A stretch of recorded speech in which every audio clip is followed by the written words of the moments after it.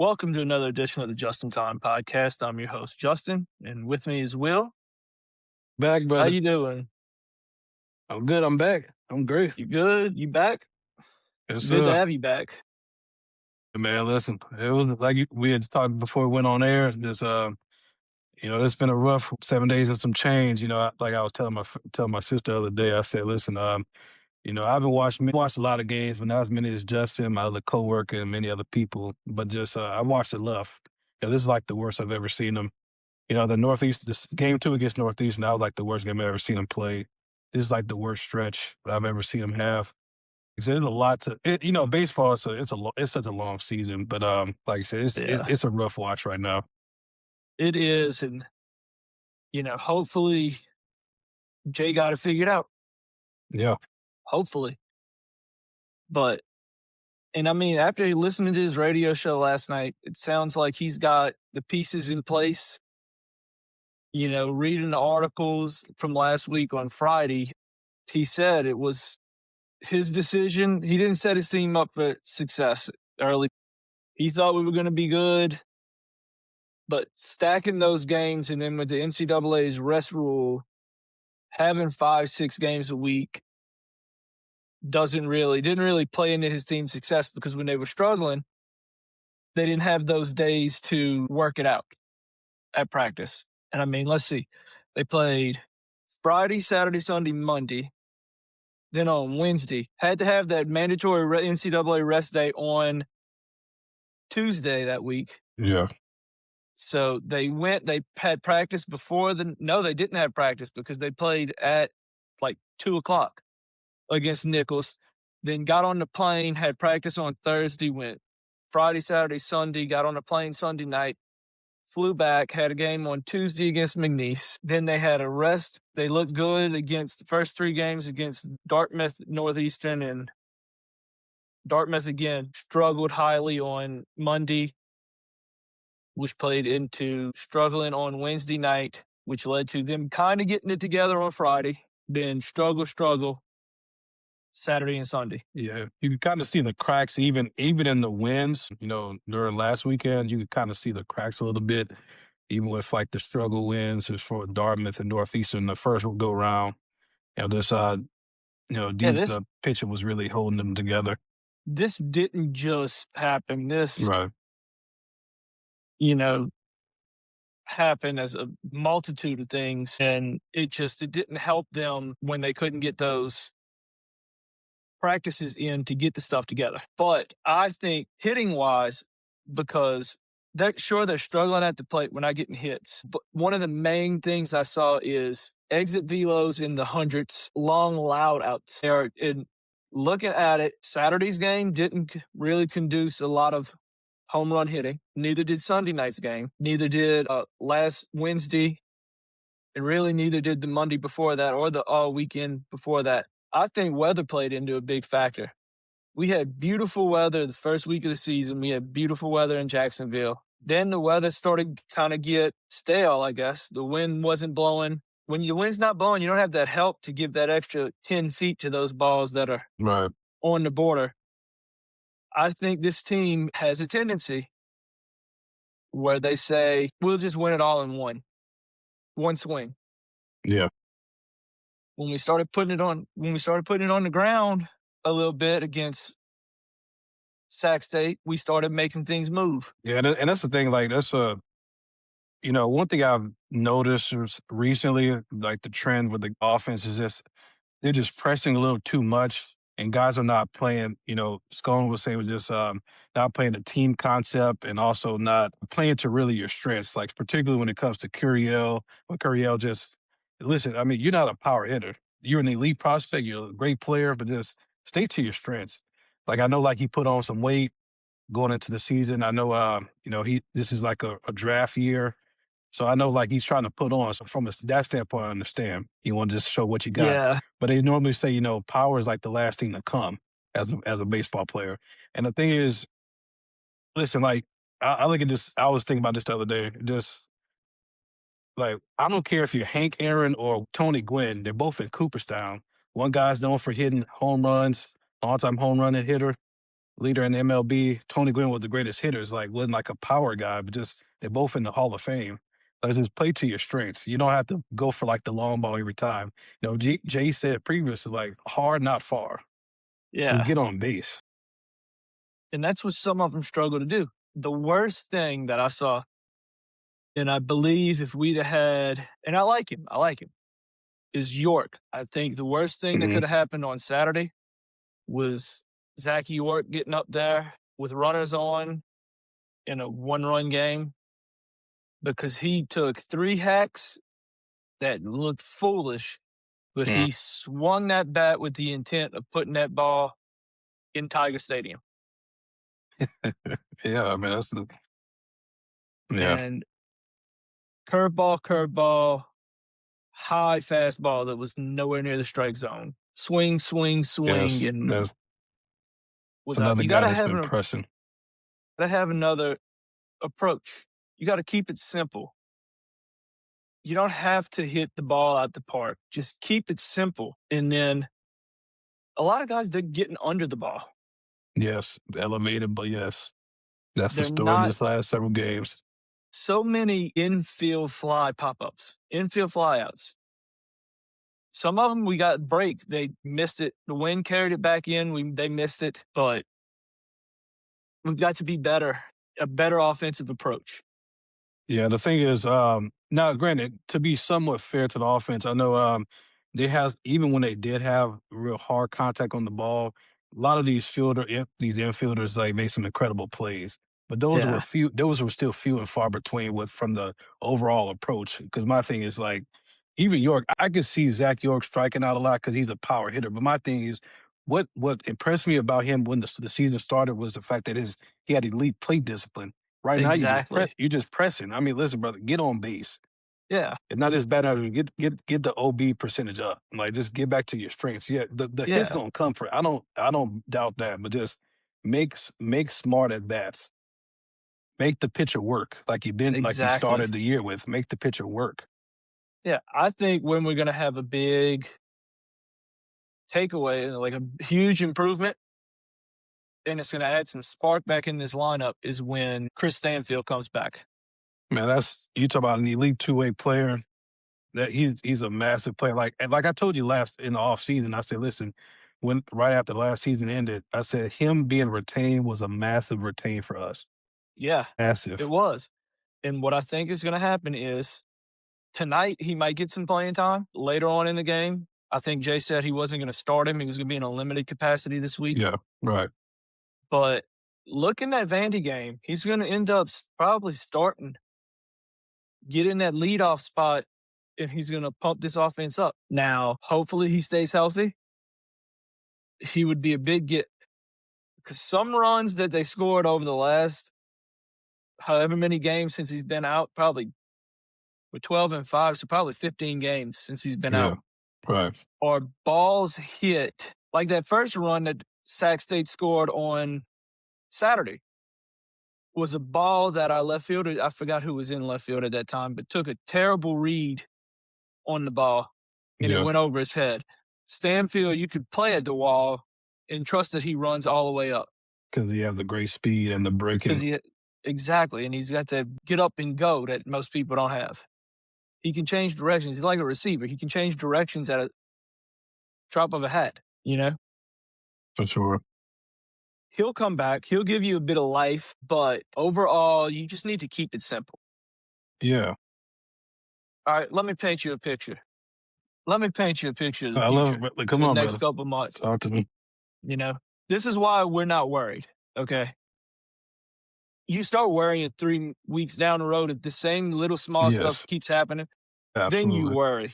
Yeah, At the moment, let me paint you a picture. And for you ULL fans, I'll use you as an example.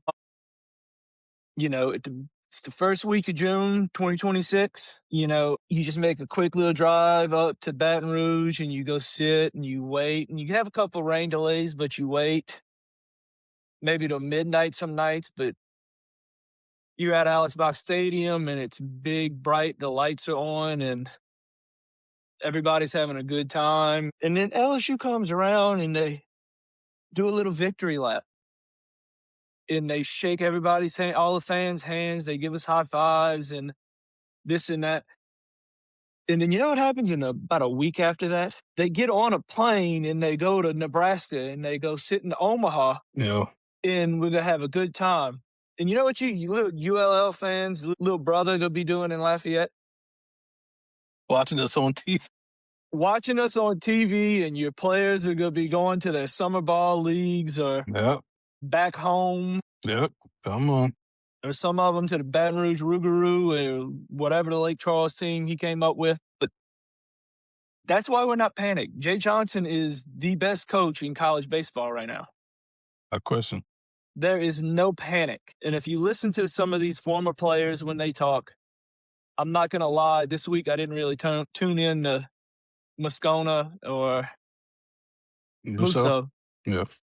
I focused in because it's the former players. And some of them former players, like Maki Matuk and them, Mhm. played for Maneri, who after their national championship season in '09 went through the same struggles. And I mean, I think it's 2011. They didn't even make a regional, you know? Yeah. So they've been through these struggles. They know what it takes to get back on the right track. When they start panicking, then I'll start panicking. But as of right now, nobody's panicked. Matter of fact, the only people who are panicked is people who aren't LSU fans. They see a drop from number 2 to number 13 and think fraudulent behavior. And, you know, Right. the way I look at it is I'd rather it happen now Same here. in the first, what we on, week 4, first 4 weeks of the season, than we have a monumental collapse in May, Yes. get knocked out of the SEC tournament fast, which, in my opinion, I mean, I love winning, but if we can go to the SEC tournament, play 1 or 2 games like we did last year, just enough to get our starting pitchers, quick outing, a little tune Yeah. up before the big show, Yes, sir. then that's fine by me. But Yeah. Yeah. that's just the future. That's what's going to happen. Yeah. It's just the thing is like, I'm with you there. Think about when you play at a high profile, college, that's in any sport, just I don't care. I'm not as invested outside of football because there's not many games, but but other than that, just with baseball, basketball, I'm not too pressed about us winning a conference championship because, like you said, give us the more rest and like you already have like the high RPI and stuff like that, the high quality wins because you're in the premier conference. So like I'm already have a lot of that to offer when on for the selection committee. And my thing is just and going back to the original points, just I know I get why people are concerned. This is the first time we lost 5 games versus like a non P4 schools in the before the conference play since the 2007 season, which was Paul Maneri's first season at LSU. That was like the last time we missed the tournament altogether, or at least one of only 2 times in the last 2 decades where we missed the tournament. But like even with 5 championships already to our name back then, you know, I could give them a pass because the program wasn't where it is. Like they had like a down spell in comparison to Skip Bourbon era, of course. But like we still have so much talent, and like you said, it's just way too early. Like you had said last week, I said wait till we get to like at least 3 weeks into the conference slate, and if you still see like a still the same middling trend, then I could be a little more. I could start pressing the panic, but I'm not. I'm concerned slightly, but because it's been a rough watch, but I mean, it's you still got a lot of time. So, I mean, it's concerning defensively Yeah, when you see a catcher who can't catch the ball yeah, consistently. When you see a guy really struggle, but you've got guys, and I'm going to lay it out for you, okay? yeah. Go ahead. People worried about RPI from those games. Mhm. Don't. We got Vandy. That's a good RPI team. That's right. Oklahoma. Tech is normally a good one. Kentucky. Tennessee. Bethune Cookman was a regional team last year. Yep. Ole Miss. Texas A&M. Mississippi State, who's I think is number 3 this week. Yeah. South Carolina, Georgia, and Florida. We'll be fine. Yeah, you know? yeah, absolutely. I mean, you play in the best. I'm like, you're gonna get like if you get some wins, you're gonna have the RP. Like, I'm not too fixated on the conference championship. And like, and another thing is, Jay's won two natties and has yet to win the conference. I said, listen, a program that's built its legacy on national championship wins. I said, having a conference, having a natty is a great consolation prize to not winning the conference. Exactly. So I don't know about you guys, No, but I'm fine with yeah, not winning yeah, I know a you are. conference. You I mean, we have 8 national championships, you know? Right. What's gonna need to happen is and look, I think this was a great wake-up call. Nobody's told these kids how they needed this to bring them back to reality. Some of them, as much as they say they weren't, some of them were still riding last year's national championship high, and this little speck is bringing them back to earth. Yeah. But let's talk about Jake Brown. There's only 3 times offensively this season I've seen him mess up. Yeah. And my personal opinion, you wanna know why he messed up? Let's- Because they told him to use his head. When he don't think, he's killing the ball. It's just when he's not thinking, you can see the look on his face. He's got that blank stare when he's up to bat. Mhm. And in the 3 times he's really messed up is when Jay Johnson's called timeout and brought him in and had a Yeah. overcoached him a little bit Yeah. Yeah. on approach, and it got him thinking.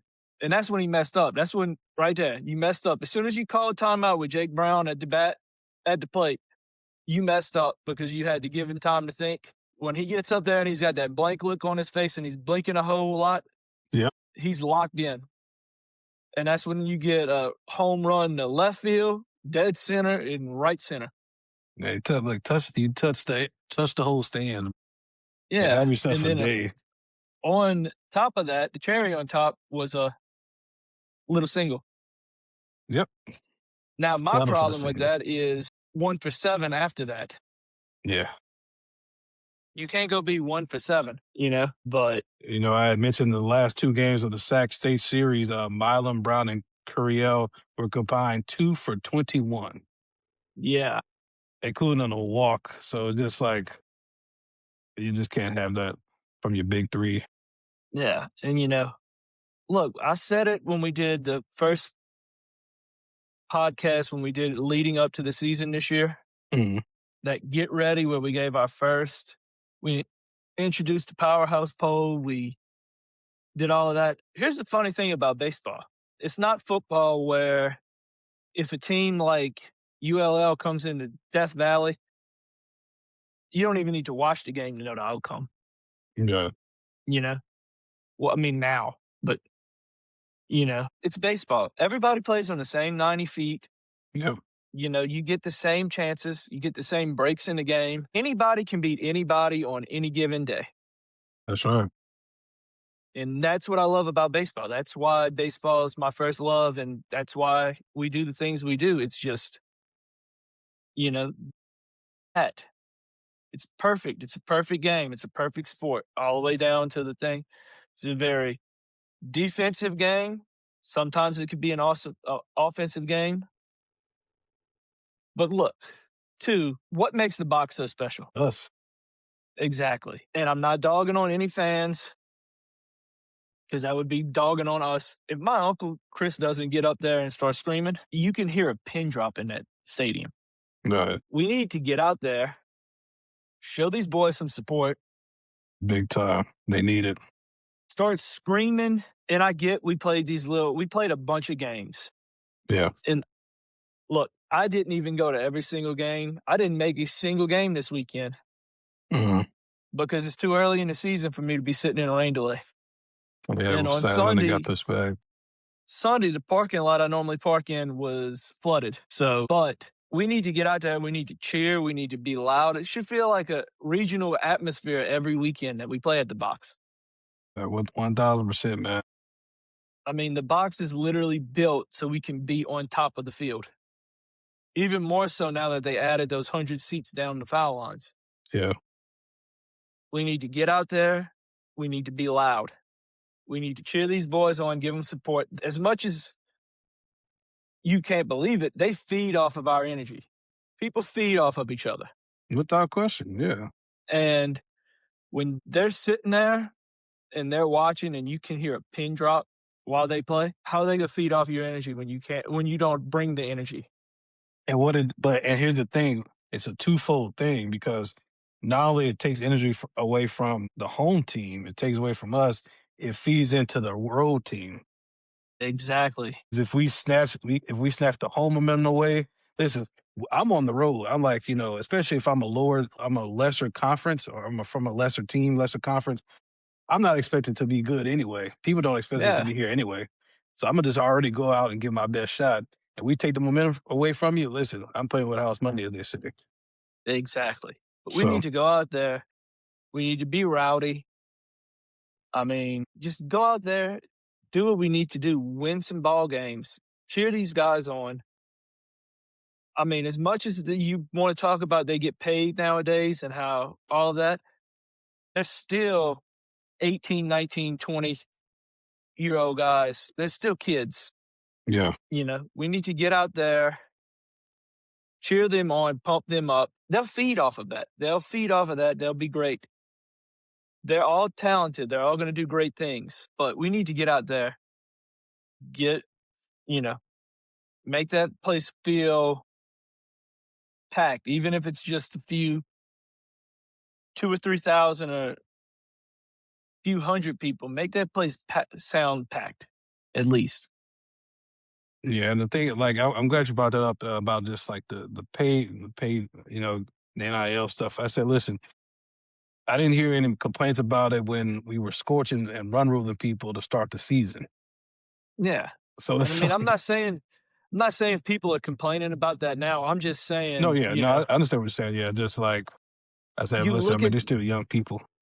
you look at this nowadays and you look at how much they're getting paid, Hmm. and the first thing that people goes to is they're more professional athletes now. They're still 20-something-year-old kids, Yeah, But all that being said, pitching wise, which has been a struggle for us, what they need to do, except for Case and Evans has found himself his pace.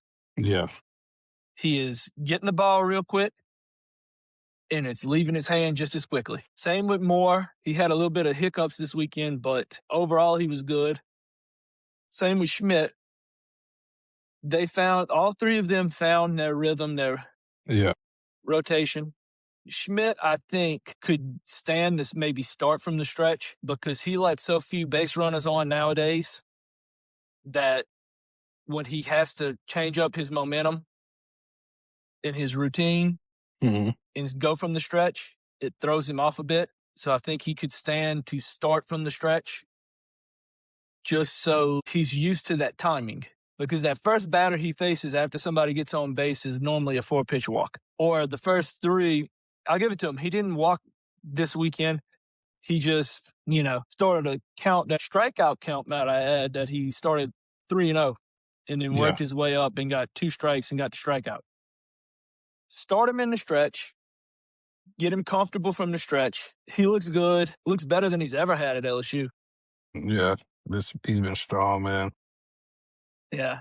I get the need to put Dardar in for his bat, but I think you're going to face a thing like Braswell and Reeves last year, Hmm. where I think Ruckert is going to end up being your defensive choice and Yeah, Dardar is going to be your offensive choice. right. Right now, personally, at catcher, I would start Sona.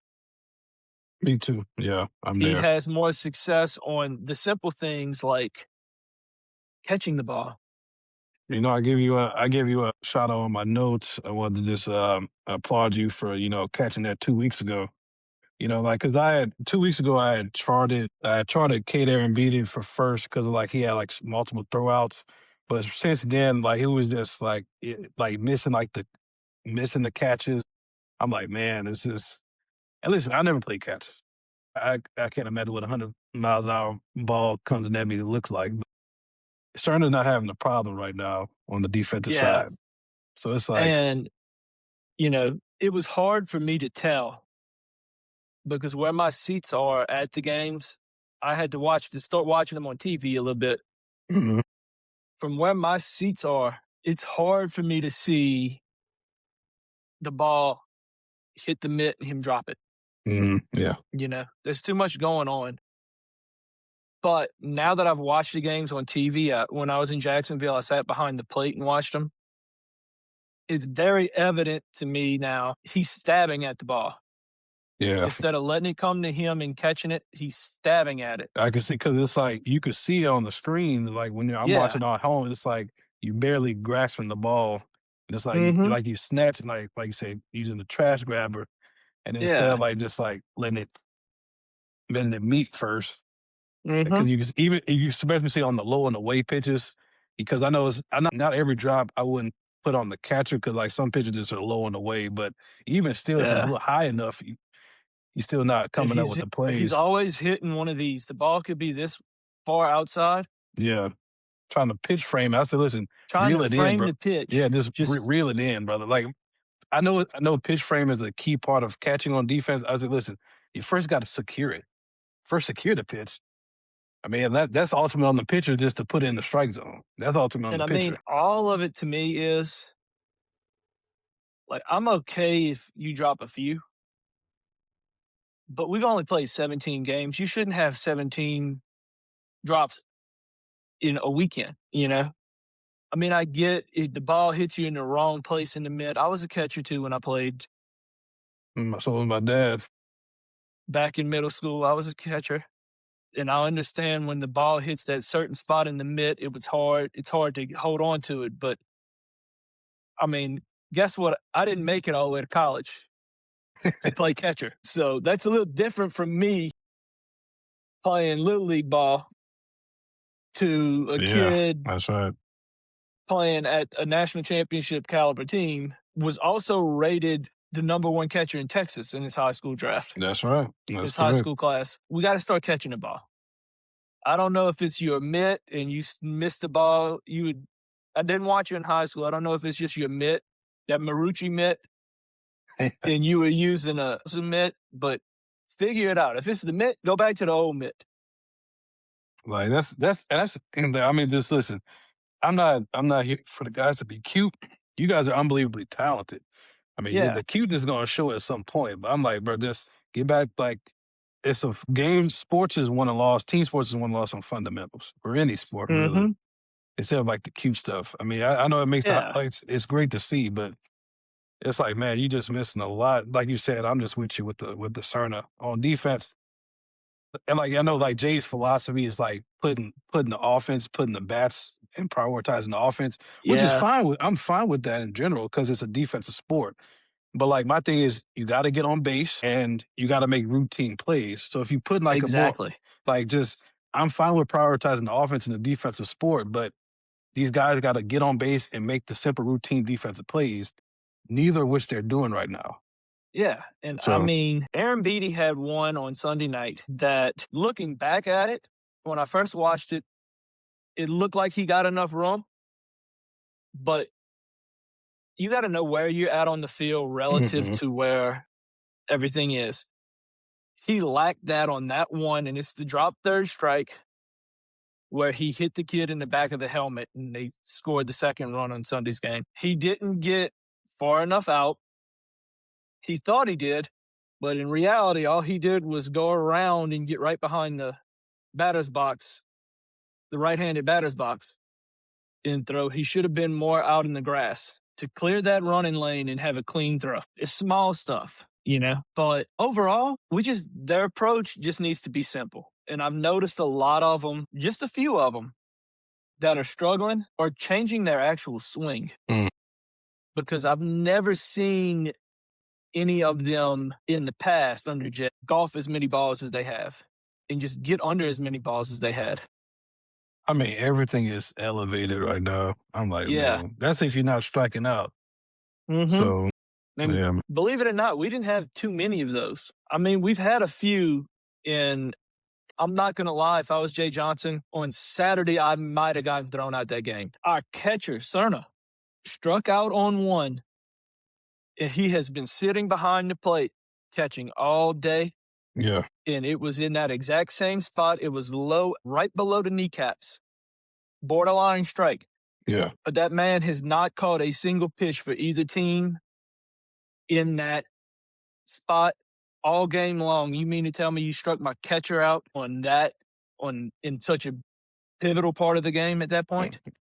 But we're gonna be fine. Like I said, a little further down the road, in a few months, we could be kicking back, watching them play that first game in Omaha. And we're gonna be right back here. I said, listen, y'all remember Yeah, when y'all was panicking? I wasn't panicking. yeah. And then a little further down the road in July, we will have a nice little championship celebration at the box, just like we did last year. But it all depends on them. You know, I think I said it in last week's episode. You go to work and you work hard, and that's when the drops will start happening. You'll start hitting the ball in no man's land. You'll start hitting the Yep. ball in the gap. Hard work makes the thing fall, makes the ball fall. Keep it simple. Keep your approach simple. Something my papa used to say that I've never understood. We'd be watching these games, and I was always the big hit, big home run, gorilla ball type of guy. I like to Yeah. see big scores. And this was back when they were struggling. I want to say in 2014, we would watch them, and they would hit the ball up. My papa would say, "Put the ball on the ground. When you put the ball on the ground, good things will happen. Play the small ball, put the Yeah. ball on the ground, you'll find a hole." And I was like, that don't make sense. You put the ball on the ground and they go, you know, look at this weekend, for example. They put the ball on the ground, they put it in play. A routine ground ball to the shortstop who should have made it easy out at first base, puts it in our dugout and we get a runner in scoring position. That's right. When we do that, if you're going to be an out, you got to be a productive out. You got to put it in a place in the park where the runner is second with less than one out. No outs can get from second to third and have a guy on with less than two outs that could just a pop fly outfield and we score a run. So yeah. If you're going to be an out, you got to be a productive out. You got to help the team. You got to find a way to contribute, and that's not is happening right now. But hopefully, in these couple of games this week, they not week, but like because they play tonight, but in this little span they have where they have off, they just get it together and they come together as a team and they figure their stuff out. And we'll be sitting back watching them in Omaha. I mean, when things go good, they go good. Let's see. You got Jake Brown hitting 3 home runs, Derek Curiel getting his first home run, Milam getting his first home run. We had Brown getting 3, Aaron Beatty getting 1. So we had Curiel 1, Brown 3-4, Milam 6, and Aaron Beatty 4. Aaron Beatty 7. We had 7 home runs or 6 home runs. Yeah, 6 home runs in one game. You're going to have nights like that where the ball flies. But speaking of Brown's 3 home runs, I think that's a perfect segue into our powerhouse polls for the week. Copy that. Yes, sir. I will give you and let you go first. Well, just my philosophy is always on the mound because it's a defensive sport. Like I'm an offensive person in sports, but baseball is different because the structure is based on the defense. I'm gonna start off like with the mound. Pitching, I got all the starters. Number one, I got Casey Evans. I got William Schmidt at 2, and Cooper Moore rounds out the top 3. I wrote that. Evans dominated on Friday. Produced 9 strikeouts to only 3 walks, while being perfect through 4 innings. Just now the offense, based on the offensive struggles previously, the offensive onslaught overshadowed him a bit, but he had his best outing of the year so far. Schmidt and Moore combined for 12 Ks and 3 walks the last 2 games. And although neither of them had their best stuff this past weekend against Sac State, they both did more than enough to put the offense in position to win. Like Moore has cooled off the last, when we started our first power polls with the pitching, we both had Cooper Moore first. The last Yeah. 2 weeks we had him in second, and this was technically his worst week because we both had him at third. But I'm gonna let you expound on yours in a little bit. But they both simply did enough in the last 2 games for us to win. They just got let down by the offense. Yeah, I'm gonna go with Evans at 1. He just looked lights out on Yeah. Friday. I mean, it helps when your team gives you a big of a lead early. Sure, without question. Then Schmidt at 2, even though they scratched you, I think for let's see what we got here. How many runs? He gave up 4 runs, 3 earned runs. Even though they scratched you for 4 runs, you still had your best stuff. You were still going out there. And something big to me that he did this weekend that he didn't do last year, and it shows growth and how much you can grow in a year. Yeah, He gave up those runs. They had those errors.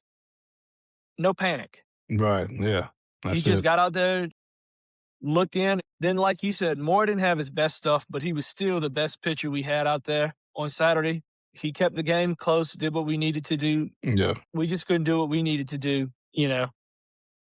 Then I'll go ahead and just give my offense while we're talking. Brown, Curiel, and Milam in that order. Brown, it's hard to pass up a guy who had 3 home runs in one game. yeah, that, sure. Then Curiel had a great night on Friday night and had the ball in play and then got his first knock of the season. Same with Milam, did the same thing. Just Curiel had a few more hits and a few more just good looks for me to put him at first. Yeah, for Him in sure. second, I mean. Yeah. Yeah, so what you got? Yeah, I'll say like I got Jake at one obvious choice. Even like going back to quickly to the ULL game, he had 2 games in that, 2 hits in that game before going score sturf on Friday.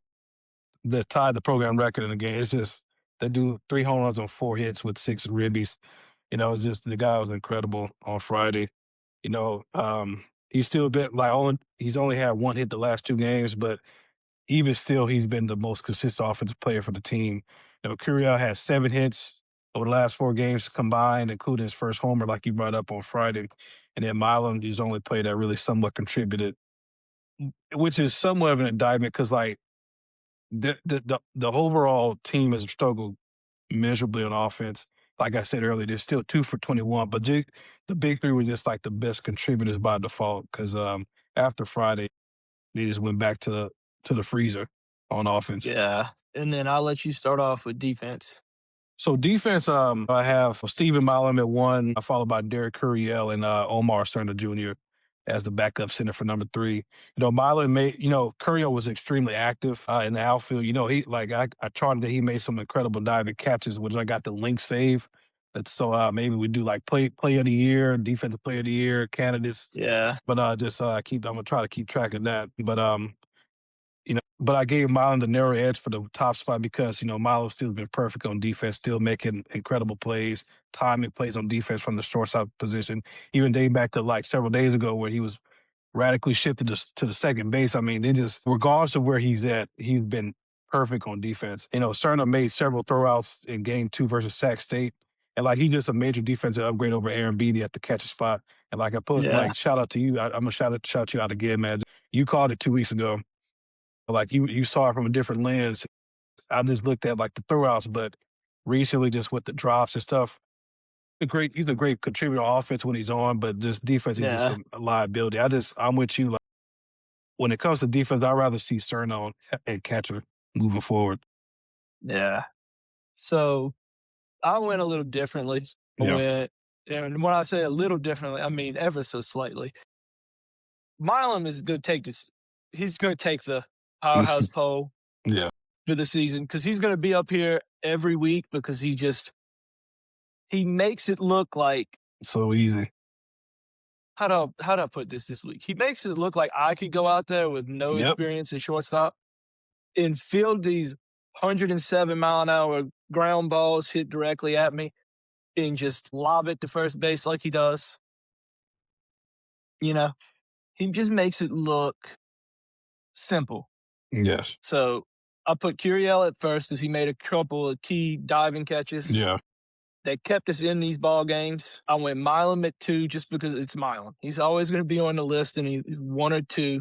Somebody's got to do something pretty spectacular to get him, but just because I had a feeling you was going to put Curiel and Milam and you were going to put Milam at first, I figured I'd be a little different.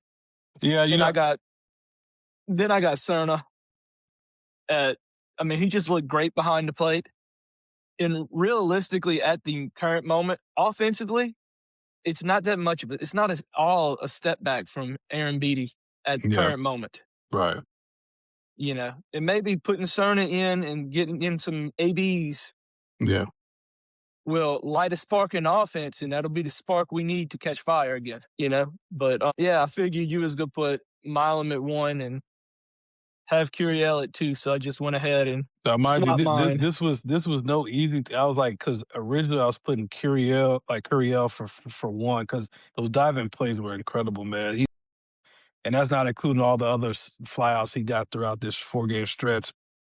It was like, but Milo's been so perfect on defense. It's just because I remember even on Friday, like Curiel had kind of missed like the deep shot to center, Yeah, I like remember that. So I was like, yeah, and I know I'm nitpicking because he made some incredible plays. I know I'm No, nitpicking you're a little not bit, nitpicking but because just like it's I yeah, almost held him back, but then I thought it was a little strange that they had him playing so far in. yeah, yeah, Especially our outfield minus left field right now. yeah. I mean, he covered Those so much guys, ground. they could cover so much ground. They could play at the warning track and still almost cover the ground they need and always run up on the ball instead of having to go back. I think I was talking to my dad this week. If Stanfield's going to be out for much longer, Jake Brown's fast enough he could cover from right to right center. Derek Curiel proved last year he can cover from left center to the foul line.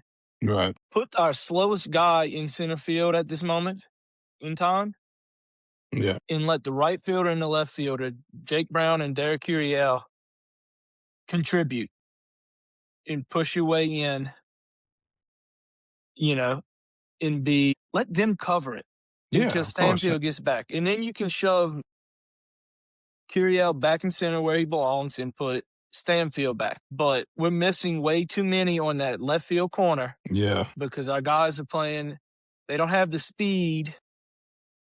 And frankly, every single one of those guys, for the majority except for Braun, are our strong bats that we don't know what to do with because only one of them can play second base. So we found a way to put them in the field and throw them into left field for right now. Yeah. You know? Yeah. They just been trying to make do as much as they can. And normally that's like the strength of having like a not to start off season non-conference. That's really a time to experiment anyway. But just it really has been more out of necessity recently because like Chris Stanfield's left such a void. Um, but like I know, and granted, like I know just some of the guys playing out of position.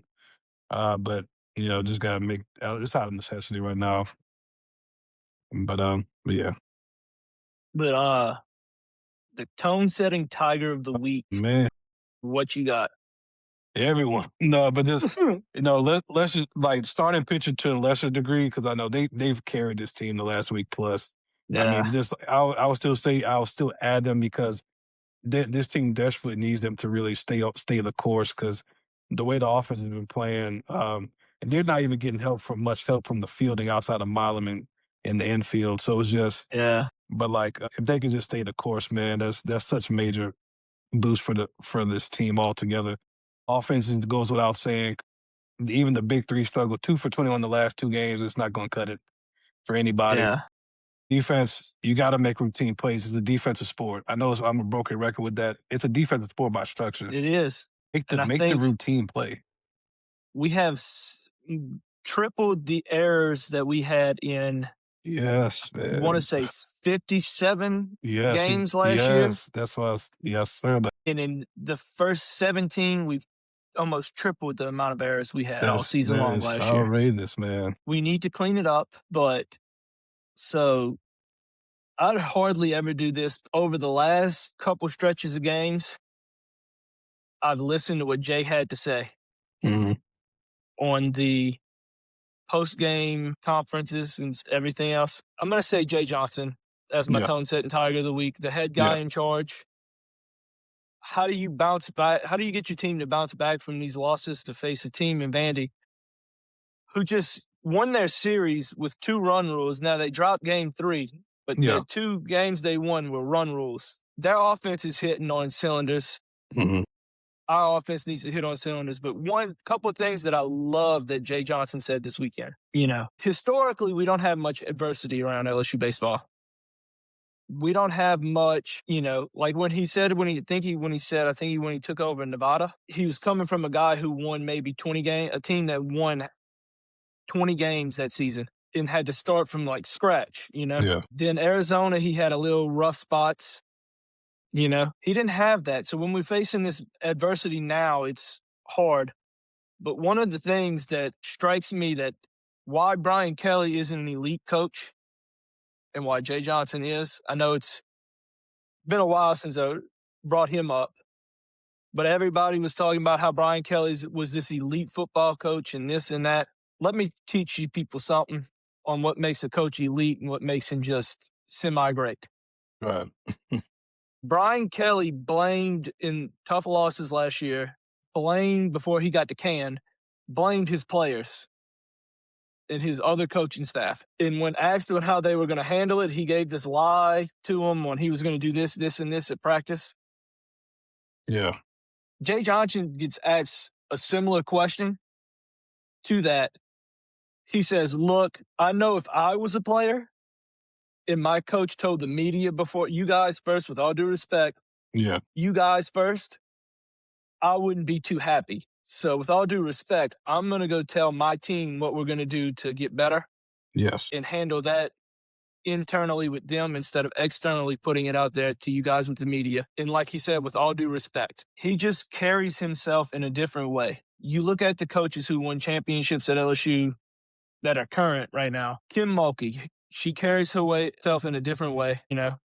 Jay Clark, he carries himself in a different way. Jay Johnson carries himself in a different way. Nobody is blaming anybody. Nobody says, oh, well, this player right here, they need to be better. They're the reason why this and that. That's why my tone-setting tiger for this week is the head guy in charge, Jay Johnson. Eager to see how he gets this team to turn around. I know he can do it. He said this is his baby. Yeah. He's going to take care of it. This week, he impressed me. He was one of the greats, and then it impressed me. And then I was watching clips, and I came across a clip. I think it was a podcast clip with Ronnie Rance Mm-hmm. and some of the other guys, and they were talking about when they were hiring Jay Johnson. And Skip Bertman told them, now this is allegedly, I don't know if this is true or not. They said it on there. Knowing them, it is true. But when they went to hire Jay, Skip told them, you can't lose this guy. He's better than I ever thought I would be. Mm. Better than Skip Bertman, 5 national champions in a decade, one of the greatest college baseball coaches of all time, saying Jay Johnson was better than he ever thought he would be, Old statement, brother. Exactly. And I mean, I've got him getting this team together. They've gone through some rough patches before, but nothing like this. Yeah, it's been a tough watch, man. It reminded me about because back in the 24 season, there was a rough in the field as well. But like especially they started 3-12 that year in conference, and they just turned it around. Yeah. Granted, the season was the conference slate of the second half was a little lighter, but you still got to win at the end of the day, which they did. I still think to this point, is the 24 season was his greatest coaching job, Yeah. considering how it started. Remains to be seen this year because it's pretty rough in pre-conference. Yeah, but see, that's the thing. People aren't talking about the 24 season Yeah, because as a bad stretch, because it was conference play. yeah, that's right. We are in a bad stretch in non-conference. Exactly. And it seems on the outside worse. But when you look at where those SEC teams that we played, what their records were, and the amount of talent they had back in 24, Yeah.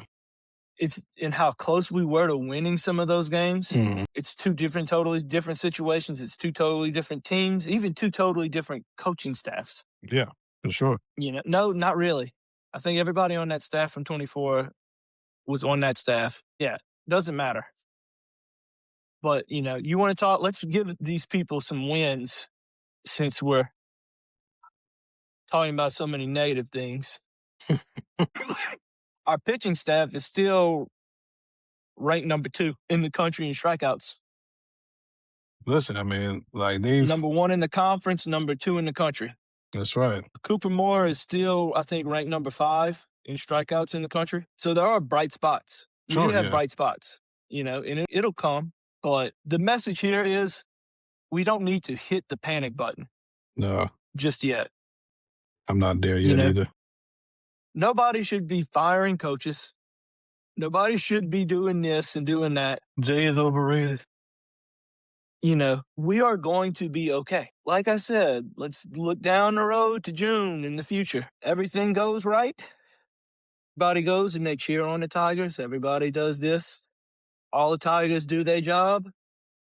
We gonna be posted up at Rocco's Bar in Omaha, watching them getting jello shots and watching them play. It's just that's the way it is as Tiger fans. That's what we expect. That's gonna happen. We need to go through the you need to go through the rough patch. It's just like everything else in life. Baseball is like life. You go through the rough patches to get to the good patches. You've got to experience the bad to experience the good. Yeah, it's like, we talk about the ebbs and flows of a season. Like it's just, whenever I listen to Mr. Moscona, he always brings up the fact, too many people, too many fans, they look at it, they have a football mindset when applying it to baseball. I said, listen, I could kind of see you only got a finite amount of games in football. Some of it I understand, but baseball, you play in 56 games before you even get to the tournament, Hmm. so even to get to the Exactly. postseason. I was like, man, it's like you said, if we're deeper in the conference play and they're still struggling like this, then that's a whole nother story. But I mean, I just gotta see more for me to really get to that point. Yeah, and I will do you one better. Okay, we just think because I'm looking at the 7 championship, the sports page for that year right now. There was a time in 2023 where we went and Paul Skeens was our only pitcher. Yeah, You didn't have faith in nobody else on the mound except for Paul Skeens. We split a series that we might have lost to South Carolina because of rain. We got beat by Auburn 2 out of 3. Now, a lot of that because Butch Thompson does some shady stuff pitching wise. I'll never forget that game where they threw out the wrong guy. I don't know if you remember that. They threw somebody out during the LSU Auburn game. Okay. He leaves. Ty Floyd gets another strikeout. Butch Thompson comes off the bench. That's Auburn's coach for people yeah, who don't know. yeah. Goes to the umpire and says, "You threw out the wrong guy." So the umpire, this is a whole 30, 45-minute No. ordeal, where the umpires are looking into the LSU dugout trying to figure out who they threw out and who's still in there and why are you still here? I threw you out. Right. You know, we dropped 2 games in that series. We had rough patches in that 23 season. I think we got swept by Texas last year at Texas Yeah. This. in games we should have won. You know, we dropped 2 out of 3 to Texas 8-4. Shout out to the Colts. We lost 2 out of 3 to them last year and looked terrible doing it too. You know, so even in championship seasons, we have those rough stretches where we go flat. Yeah. But one thing about Jay Johnson's team is they're always going to fight. They're always going to come back and look good and give us something to watch and entertain ourselves. Yeah. I don't know if it's just because we don't have a Major League Baseball team here and the closest one is in Houston Yeah. or what, but I always did like college baseball. And as long as you can go into July, that just That's gives all. me 2 months. That gives Yes. me 2 months to sit there with nothing to do besides That's such a come on here luxury. and yap at y'all. That's a luxury, man. But we need you to yap at us because people need to be Yeah. taught. I It's yap taught all to day calm down. I yap all day at them kids from my job and then I come over here and yap at y'all. I was gonna listen. Know your role, brother. I love it. Do your job. Yep. But I mean, I love having and then college football season is getting pushed back so much. LSU football does so good, as good as we think they're gonna do. We gonna have 3 weeks and then not even 3 weeks. Yeah, 3 weeks, and then we'll be on the baseball season next year. Yeah. LSU baseball does their job, we'll go and picks it back up.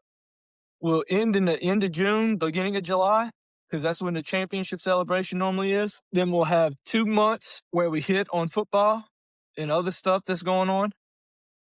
And then we'll be covering football. And then we'll be right back with baseball. And then hopefully in between there somewhere, pretty soon gymnastics picks it up. We could talk about a gymnastics national championship. Women's basketball picks it up. They win another natty. We could talk about them. And then if a miracle happens, men's basketball next year will be in the mix. Man, listen, like people clamor for Will Wade, brother. I mean, I can see it happening. Yeah. I mean, Verge is good friends with him, and then his president that was with him at McNeese is now at LSU That's as the right. president. Yeah, So I can see it. yeah, it's just like, do they want to pay McMahon's buyout? Just had to How fire much his is his staff. buyout? I think it's. I'll let you look that up Let's see. because it can't be more. He's the most underpaid coach in the SEC for men's basketball. About up to 11 million for his staff included. That's chump change. Yeah, so you got to compared hire a new to coach and new staff. So, like I said, do they want to do that after what they've done with football? But I get with football because that's the baby of the school. As far as like yeah, the product, but that's the cash cow of the university, and it's not a basketball school, especially on the men's yeah, but side. two, if you look at it, okay, who is one of our biggest stars to come out of LSU? We got me on the men's side. You got Shaq. That's all. That's all you need to say That's with all you Shaq. need. I mean, we got star athletes that come out of football, but we don't have personalities like Shaq. Yeah, he's one of the one with personality. Yeah, we don't have those personalities that come out of there like Shaq. So I can see them wanting to spend. And two, they're building that big arena, that new arena. I can see them wanting to put out a product that can compete when they're spending that much. Let's be honest. They're spending at the current moment. They're spending that much on an arena for women's basketball. It's not for men's basketball. It might be for women's basketball and a little bit of gymnastics, but it's nothing. Of course. But baseball, they're going to be just fine. There's no reason to hit the panic button. Yeah. Unlike all those other guys that do this, you can trust us to tell you if you need to hit the panic button. As much LSU baseball as I watched growing up and as much as I watch now, we watched enough. When you look at it and you look at Jay Johnson, he just looks like a man with a plan. Yeah. And he's not pulling his hair out like Palmineri was at times. You want to see where the state of your program is and the confidence level you should have. And if you need to hit the panic button, watch your head coach in the dugout during the games. And that'll tell you exactly what you need to know. That's it. But like I was saying before, this is just life. Baseball and following LSU sports is life. Okay? To be happy, you got to experience some sadness. To win a championship, you got to experience a downtime. Yeah. Life is about the experiences you get, but you learn with them. You learn with the experiences. You can't get no great story or no heroic story starts out with it saying it was easy. There's always trials. There's always this. There's always that the hero of the team has to go through to get to where they're going. And this is that time. This little 2-week span is that time. This is the adversity that those guys are going to have to face. And they're going to have to come out of it, figure out a way to get out of it, to get to where they need to be. I believe they have the talent, the mental fortitude to do that. They just have to believe in themselves, and us as fans have to go out there every home game and cheer them on and let them know we're behind them. And that's all I've got today. What you got? You got any closing thoughts? Like I said, just like Justin said, real quick, we're not there with the panic and stuff yet. It's fair to be concerned, but I'm not there with I've just seen too much LSU baseball. They just have too much history where they're that you can depend on them to turn things around more times than not. But yeah, that's all we got to say. Yeah, I feel like we're going to be in good shape. Yeah. And here's another thing, another quote that I came across the other day and I decided to write down. Mm-hmm. There's no such thing as a painless lesson. They just don't exist. But you can gain stuff you got to gain. You got to be able to gain stuff. You do the sacrifice to get the gain in the long run. And that's what they're doing. That's right. Painful lesson for us as fans, but it's even more of a painful lesson for them as the players. Without question. Because, I mean, they're not planning to go out there and have a 0 for 5 day. Of course not. They're not planning to go up there and throw balls and miss the strike zone by a batter's box. And Cade Arambidi is not going out there and with the intent on missing these balls. They prepare just like we go out there and prepare. They've played a lot of ball in the last couple of weeks without no doubt. I will give them the break now to these last couple of games, these mishaps, fatigue, Yeah. I will give that to them. That just comes with the game. When you have a sport where you play a lot of games, that's just what happens. So I'm going to sign off here. Yes, sir. Like I said last video, please like, subscribe, share it out to people. And if you got any questions and you think we can answer them, feel free to drop a question. Please, absolutely. We'll try our best to answer. You might not like our answers. You might give us stupid questions, but I'll try my best to answer it. Go, Keep bro. in mind that we're just fans. Yes. So when you do these questions and everything else, keep it respectful. Yes. But like, comment, subscribe, share. If you think other people like to hear us yap, share it out to them. That's right. We enjoy doing this. It's been fun, man. It's been a great time. So with that being said, have a great day, great night. Go Tigers and come cheer them on. Let's get this going. Let's start this climb back to number 1. But, and also links for all the socials in the description below.